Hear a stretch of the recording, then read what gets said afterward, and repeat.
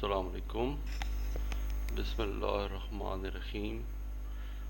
آج ہم نے قرآن کی ایک ایسی آیت کا ذکر کرنا ہے کہ ہر ایک نیک کام شروع کرنے سے پہلے ہم نے پڑھنی چاہیے، اور وہ ہے بسم اللہ الرحمن الرحیم۔ ہر نیک کام ہم نے بسم اللہ سے شروع کرنا چاہیے۔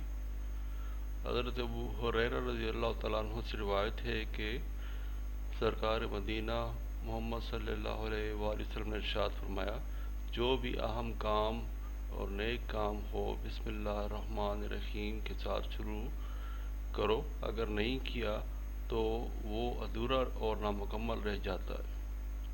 تو پیارے بھائیوں، ہر نیک اور جائز کام بسم اللہ شریف پڑھ کر شروع کرنا چاہیے۔ البتہ حرام و ناجائز کام سے قبل بسم اللہ شریف ہرگز نہ پڑھی جائے، کیونکہ یہ کفر کے زمرے میں آتا ہے۔ اس طرح فرشتے جو ہے، اگر آپ وضو کرو اور اس کے شروع میں بسم اللہ والحمدللہ پڑھو، تو جب تک آپ کا وضو رہے گا تو فرشتے آپ کی نیکیاں لکھتے رہیں گے۔ اس طرح آپ کیونکہ کوئی بھی نیک کام بسم اللہ الرحمن الرحیم سے شروع کر رہے ہیں تو اس میں اللہ پاک کی مدد شامل حال رہے گی اور آپ کی مدد کے لیے فرشتے اتریں گے۔ حضرت علی سے روایت ہے کہ ایک شخص نے بسم اللہ الرحمن الرحیم کو بڑی عمدگی اور خوبی سے پڑھا، اس کی بخشش ہو گئی۔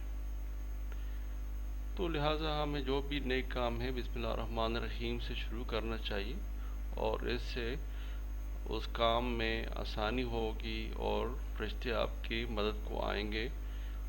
اور ویسے بھی بسم اللہ الرحمن الرحیم میں آپ دیکھ رہے ہیں کہ 3 اللہ کے نام ہیں، اللہ، الرحمن اور الرحیم۔ اور قرآن میں بھی دیکھیں کہ ایک یہ آیت ہے قرآن کی، اور ساری صورتیں، ایک صورت کے علاوہ ساری صورتیں بسم اللہ الرحمن الرحیم سے شروع ہو رہی ہیں۔ تو لہٰذا اگر ہم چاہیں کہ وہ کام، جو بھی ہم نیک کام شروع کر رہے ہیں تو وہ پورا ہو، تو اس لیے اسے ہم بسم اللہ الرحمن الرحیم سے سٹارٹ کریں، اور اس طرح ہمیں اللہ پاک کی طرف سے مدد حاصل ہوگی، فرشتے آئیں گے آپ کی مدد کے لیے، اور آسانی ہوگی۔ اللہ حافظ۔